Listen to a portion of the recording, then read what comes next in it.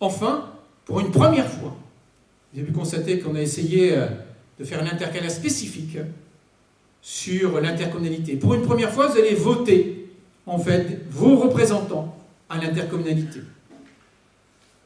Et ces représentants ont une mission importante. Et donc, on a voulu décliner sur deux planches la nécessité et ce qu'on voulait défendre. Cette intercommunalité doit avoir un objectif de faire des économies très significatives, des économies d'échelle. Si l'intercommunalité a pour seul objectif que ça vous coûte plus cher, il ne faut pas faire d'intercommunalité. Vous vous rendez compte que les couches administratives, vous avez la commune, l'intercommunalité, le département, la région et l'État.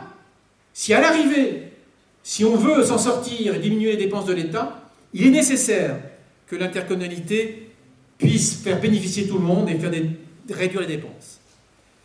Et donc, on peut également s'appuyer sur l'intercommunalité, je reviens sur les transports, de s'appuyer sur eux pour développer le transport en commun. Pour nous, c'est indispensable. Et puis, les nouvelles technologies, l'arrivée du haut débit, 38 communes, un espace très grand, qui vous dit demain que là, je suis en train de dire qu'il y a une conférence ne pourrait pas être visible de Bercé ou de Wahani. Notre technologie aujourd'hui, de pouvoir, par le biais du haut débit, et Dieu sait si je suis bien placé pour le savoir, d'avoir des visioconférences et de pouvoir comme ça avoir des réunions où vous ne vous déplacez pas, vous venez dans une salle et vous entendez et vous participez à la réunion qui se trouve à 50 km de chez vous. Une autre politique importante, offrir des logements locatifs adaptés aux jeunes. Eh bien, ce qu'on préconise, c'est que c'est souhaitable que cette politique de logement au niveau de l'intercommunalité soit mise en œuvre.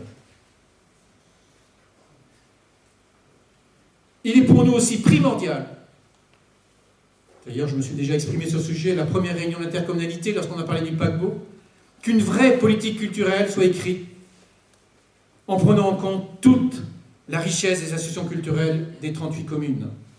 Je vais illustrer sur un exemple concret. La communauté de communes de Pays de Pével a développé une école de musique. Une école de musique a pour un objectif d'apprendre la musique. Et vous savez qu'à Bourguel, à Sizouin, je connais en tout cas ces deux-là, ils ont leur harmonie ou leur orchestre. Comment une association peut vivre si les jeunes n'adhèrent pas? Or, vous avez bien compris qu'ils apprennent la musique dans une autre structure et il n'y a pas de lien avec ces associations. C'est la mort assurée de ces harmonies, c'est la mort assurée, en fait, de l'ERPM.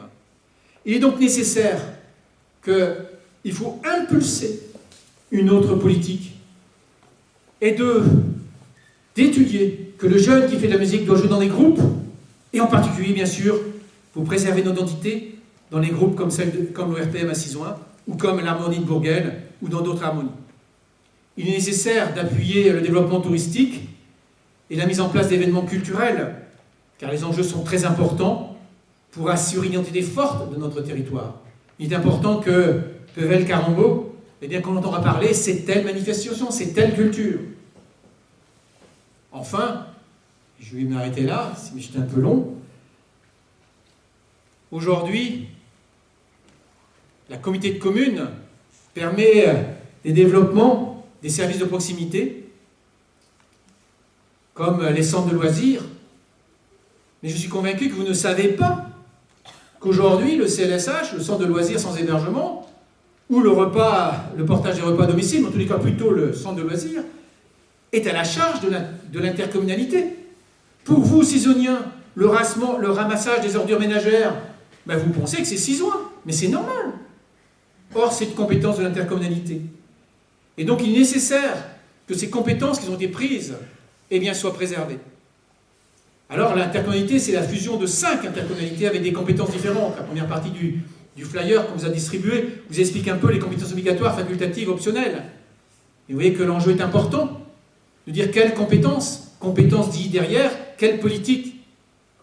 Alors, ce que nous souhaitons, nous, dans notre présentation, c'est que l'identité de Sizouin adhère, bien sûr, à l'intercommunalité, défende votre intérêt, l'intérêt collectif des 38 communes. Voilà, ça sera une tâche difficile, on le sait, et vous allez voter des représentants, eh bien, sachez que ces représentants ont un long et un dur travail de négociation, de persuasion, en tous les cas de conviction. Quand c'est dans nos thèmes qu'on a présentés, sur les 6 thèmes qu'on a présentés, c'est un peu nos convictions. En limite, vous pouvez vous en rendre compte que ces convictions, vous pouvez les porter sur l'intercommunalité. Voilà, je conclus sur cette première partie. Et puis on va entamer la deuxième si vous le souhaitez. Eh bien, si vous avez des questions à poser, on répondra donc à toutes vos questions. Je vous remercie.